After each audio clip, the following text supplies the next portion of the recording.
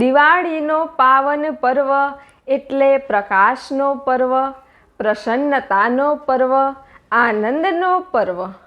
દિવાળીના પાવન અવસર પર આપણે સર્વે આપણા ઘરની સાફ સફાઈ તો કરીએ જ છીએ।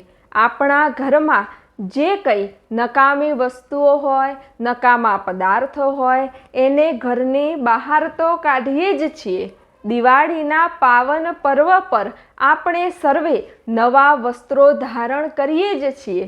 દિવાળીના પાવન પર્વમાં આપણે ઘણી બધી નવી નવી વસ્તુઓ અને નવા નવા પદાર્થો વસાવીએ જ છીએ, પણ શું આપણે કદી આપણી ભીતર જઈને જોયું કે શું મારા ઘટમાં પણ કચરો છે?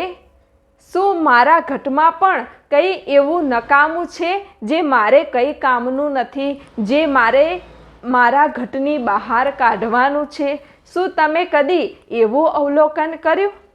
જો આપણી અંદર જે કચરો ભરેલો છે, જે કંઈ કામનું નથી એવો ભૂતકાળ ભરેલો છે, જો એ આપણા ભીતરથી દૂર થઈ જાય તો આપણો તો દરેક દિવસ દિવાળી બની જાય, આપણું આખું જીવન પ્રકાશમય બની જાય, આપણું આખું જીવન તેજસ્વી બની જાય। નવા નવા વસ્ત્રો પહેરીને, નવી નવી વસ્તુઓ લઈને, નવા નવા પદાર્થો વસાવીને આપણને સુખ તો મળે છે, ખુશી તો મળે છે, પ્રસન્નતા તો મળે છે, પણ એ ક્ષણભર માટે જ મળે છે। કેમ કે બહારથી તમને વસ્તુ મળી, બહારથી તમને પદાર્થો મળ્યા, બહારથી તમને વસ્ત્રો મળ્યા, પણ ભીતર તો તમારું જેવું ગંદુ હતું, ભીતરમાં તો તમારે જેવો કચરો ભરેલો હતો એવું ને એવું જ છે। એટલે દિવાળી પછી પાછા તમે જેવા હતા તેવા ને તેવા થઈ જાઓ છો। દિવાળીના પર્વ પર આજુબાજુના દિવસોમાં થોડું એવું લાગે કે હા, સુખ મળ્યું, ખુશી મળી, પ્રસન્નતા મળી, પણ ફરી પાછા દિવાળી પછી જેવું તમારું જીવન હતું એવું ને એવું તમારું જીવન થઈ જાય છે। તમારી ખુશી કાયમ રહેતી નથી, તમારી પ્રસન્નતા કાયમ રહેતી નથી, તમારો આનંદ કાયમ રહેતો નથી, કારણ કે તમારું જે આભા મંડળ છે એ આભા મંડળ જ તમારું નકારાત્મક છે। તમારું જે અંતર છે એમાં જ કચરો ભરેલો છે, તમારું જે અંતર છે એમાં જ એટલો બધો કૂડો ભરેલો છે કે પછી તમને જીવનભર શાંતિ, જીવનભર પ્રકાશ, જીવનભર આનંદ કેવી રીતે મળે? એટલે જો તમારા જીવનની દરેક દિવાળી પ્રકાશમય બનાવવી હોય, તમારા જીવનનો દરેક દિવસ દિવાળી જેવો બનાવવો હોય ને, તો પહેલાં ભીતર ઉતરો અને ભીતરનું શુદ્ધિકરણ કરો। તમારા ઓરા શુદ્ધ કરો, તમારું આભા મંડળ શુદ્ધ કરો। તમારું પોતાનું આભા મંડળ જ એટલું નકારાત્મક છે, તમારું પોતાનું આભા મંડળ જ એટલું દૂષિત છે કે તમને ભીતરથી પ્રસન્નતા મળતી જ નથી, ભીતરથી આનંદ મળતો જ નથી। તો પહેલાં તમે પોતે પોતાનું આભા મંડળ સકારાત્મક બનાવો, તમે પોતે પોતાનું આભા મંડળ સશક્ત બનાવો।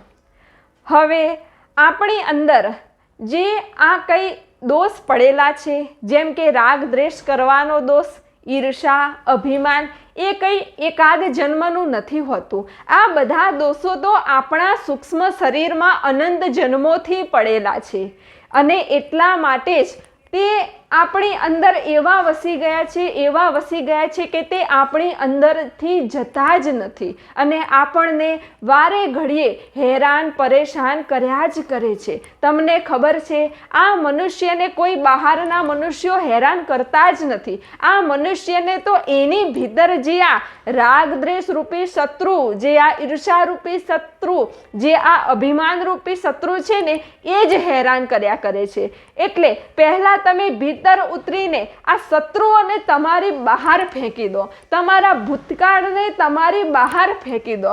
આજકાલના મનુષ્યો જ્યારે જુઓ ત્યારે બસ ભૂતકાળની વાતો, અરે ભૂતકાળમાં આને મારી જોડે આવું કર્યું, ભૂતકાળમાં પેલાએ મારી જોડે આવું કર્યું, બસ એ કચરાને યાદ કરી કરીને એ પોતાનો વર્તમાન સમય ખરાબ કરી દે છે, એ કચરાને યાદ કરી કરીને તે પોતાનું ભવિષ્ય ખરાબ કરી દે છે। ભૂતકાળને તો કદી યાદ કરશો જ નહીં. હંમેશા વર્તમાનમાં રહો, પ્રેઝન્ટમાં રહો, પ્રસન્ન રહો, ખુશ રહો, આનંદમાં રહો, જેનાથી તમારું ભવિષ્ય ઉજ્જવળ બને, તમારું ભવિષ્ય પ્રકાશમય બને. તમારા ઓરા શુદ્ધ કરો. હવે ઓરાનું શુદ્ધિકરણ કેવી રીતે થાય, આ આભામંડળનું શુદ્ધિકરણ કેવી રીતે થાય? તો દિવસમાં ગમે ત્યારે 5 થી 10 મિનિટ આકાશની સામું જુઓ. જ્યારે સૂર્ય ઉદય થાય ત્યારે સૂર્યની સામું બેસીને સૂર્યદેવના દર્શન કરો, જેનાથી તમારું આભામંડળ શુદ્ધ થશે. આકાશ સામું જોવાથી પણ તમારું આભામંડળ શુદ્ધ થશે. ખુલ્લા પગે જમીન પર ચાલવાથી, બગીચામાં ચાલવાથી, માટી પર ચાલવાથી તમારું આભામંડળ શુદ્ધ થાય છે અને તમારા આભામંડળની જે પણ દૂષિતતા છે એ દૂર થાય છે. સ્નાન કરવાથી પણ આભામંડળ ચોખ્ખું થાય છે અને ધ્યાન સાધના કરવાથી પણ આભામંડળ શુદ્ધ થાય છે. મહાપુરુષોના સત્સંગમાં જવાથી, મહાપુરુષોની વાણી સાંભળવાથી, મહાપુરુષોના દિવ્ય દર્શન કરવાથી આપણું આભામંડળ શુદ્ધ થાય છે, આપણું આભામંડળ ચોખ્ખું થાય છે.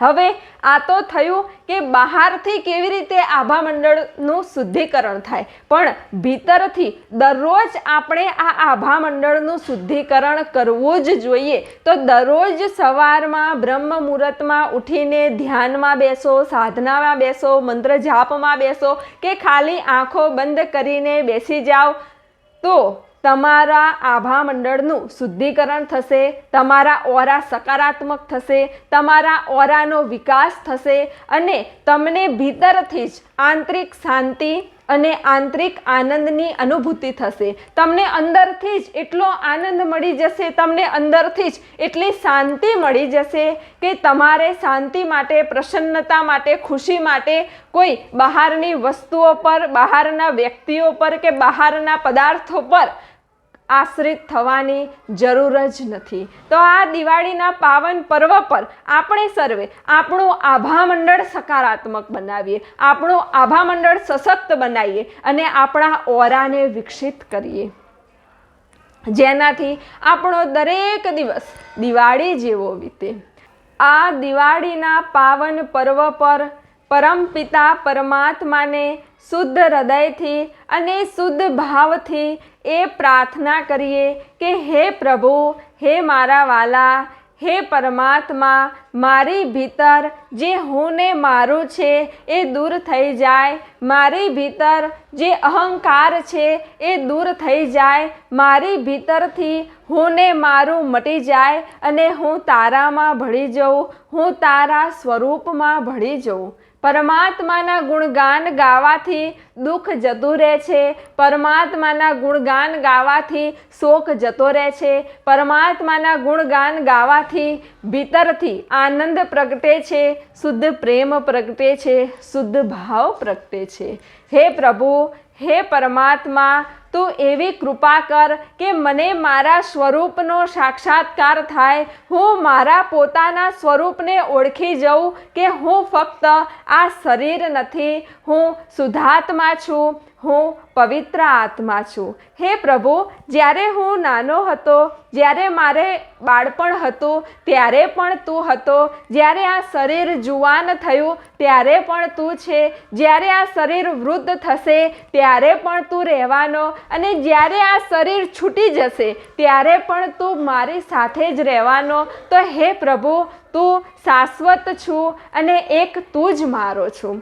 હે મારા વાલા, હે પરમાત્મા, મેં તો અનંત જન્મો લીધા, અનંત જન્મોમાં મારા કેટલાય માતા પિતા હતા, અનંત જન્મોમાં મારા કેટલાય ભાઈ હતા, અનંત જન્મોના મારા કેટલાય સગાવાલા હતા, પણ તે બધાય છૂટી ગયા, તે બધાય રાખમાં ભળી ગયા. પણ એક તું પરમાત્મા પહેલાં પણ મારી સાથે હતો, આજે પણ મારી સાથે છું અને આગળ પણ મારી સાથે જ રહીશ. તો હે પ્રભુ, હે મારા વાલા, તું મારી ભીતર જ બેઠો છે, તું મારી અંતરમાં જ બેઠો છે, તો મને તારી અનુભૂતિ થાય, મને તારો સાક્ષાત્કાર થાય એવી તું કૃપા કર. હે પરમાત્મા, હવે મારે આ જન્મ મૃત્યુના બંધનોમાં ભટકવું નથી. હવે મને આ બહારની વસ્તુઓમાં, બહારના પદાર્થોમાં કંઈ આનંદ આવતો નથી. હે પ્રભુ, હવે તો મારે મુક્ત થઈને મુક્તિના ઉચ્ચ શિખરે બેસીને બસ તારા સ્વરૂપમાં ભળી જવું છે, તારા સ્વરૂપમાં એક તાર થઈ જવું છે, બસ તારામાં સમાઈ જવું છે અને બસ તારામય જ થઈ જવું છે. તો હે પ્રભુ, આ દિવાળીના પાવન પર્વ પર તું એવી કૃપા કર કે મારું જીવન એક દિવ્ય જીવન બની જાય, એક પ્રકાશિત જીવન બની જાય, મારું જીવન એ આનંદિત જીવન બની જાય. તમને ખબર છે, આ સ્થૂળ શરીર તો બદલાયા કરે છે, પણ આપણું જે સૂક્ષ્મ શરીર છે તે તો એનું એ જ રહે છે. આપણે સૂક્ષ્મ શરીરનું શુદ્ધિકરણ કરવાનું છે. આપણે જ્યારે સદગુરુના સાનિધ્યમાં જઈએ, મહાપુરુષોના સાનિધ્યમાં જઈએ, તો સદગુરુના સાનિધ્યમાં જતાં જ આપણું જે સૂક્ષ્મ શરીર છે એનું શુદ્ધિકરણ થવા લાગે છે. આપણું જે સૂક્ષ્મ શરીર છે એમાં જે વિકારો છે, એમાં જે દોષ છે, એમાં જે અશુદ્ધિઓ છે એ દૂર થવા લાગે છે અને સૂક્ષ્મ શરીરનું શુદ્ધિકરણ થાય ત્યારે આપણે શુદ્ધ અને પવિત્ર બનતા જઈએ છીએ. અને જ્યારે આપણું આ સૂક્ષ્મ શરીર મહાચૈતન્યમાં, વિરાટ ચૈતન્યમાં, વિશ્વ ચૈતન્યમાં એક તાર થઈ જાય, જ્યારે આપણું સૂક્ષ્મ શરીર વિશ્વ ચૈતન્યમાં ભળી જાય, ત્યારે આપણે મુક્તિના ઉચ્ચ શિખરે પહોંચી જઈએ છીએ. ત્યારે આપણને મોક્ષ મળ્યો તેવું કહી શકાય છે. જ્યાં સુધી સૂક્ષ્મ શરીર છે ત્યાં સુધી આપણે બંધનમાં જ છીએ. જ્યારે આ સૂક્ષ્મ શરીર વિશ્વ ચૈતન્યમાં એક તાર થઈ જાય ત્યારે આપણે મુક્તિના ઉચ્ચ શિખરે પહોંચી જઈએ છીએ. ત્યારે આપણે સૂક્ષ્મમાંથી વિરાટ બની જઈએ છીએ. ત્યારે આપણું અસ્તિત્વ અસીમ થઈ જાય છે. ત્યારે આપણું અસ્તિત્વ રહેતું જ નથી, પણ આપણું અસ્તિત્વ મટીને આપણે પરમાત્મામાં ભળી જઈએ છીએ, પરમાત્મામાં એક તાર થઈ જઈએ છીએ. તો સદગુરુના સાનિધ્યમાં પણ તમારે સદગુરુના સ્થૂળ શરીરથી સૂક્ષ્મ શરીર સુધીની યાત્રા કરવાની છે. તમારે સદગુરુના સૂક્ષ્મ શરીર સાથે જોડાવાનું છે. તો જ તમને આત્માની અનુભૂતિ થશે, તો જ તમને આત્મ સાક્ષાત્કાર થશે અને તમારી ઉધર્વ ગતિ થશે. મોટા ભાગના મનુષ્યો સદગુરુના સ્થૂળ શરીર સાથે જ જોડાયેલા છે. સદગુરુના સ્થૂળ શરીર સાથે જ તેમનો સંબંધ છે.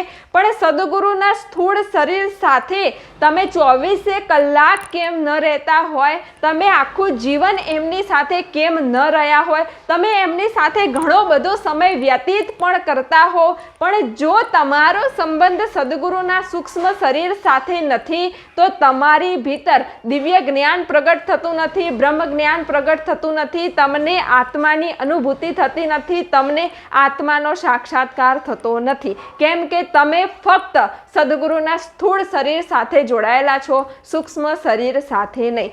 માટે દરરોજ ધ્યાન સાધનામાં બેસીને સદગુરુના સૂક્ષ્મ શરીર સાથે જોડાઓ. જ્યારે તમે સદગુરુના સૂક્ષ્મ શરીર સાથે જોડાઈ જશો એટલે સદગુરુમાં જે જ્ઞાન છે, જે આનંદ છે, જે બ્રહ્મ જ્ઞાન છે, જે તત્વજ્ઞાન છે, જે અનુભૂતિ છે, એ બધું તમારામાં પ્રવાહિત થઈ જશે અને એ બધું જ્ઞાન તમારી ભીતર પ્રગટ થવા લાગશે અને તમારી ઉધર્વ ગતિ થશે. તમે પરાકાષ્ઠાએ પહોંચી જશો.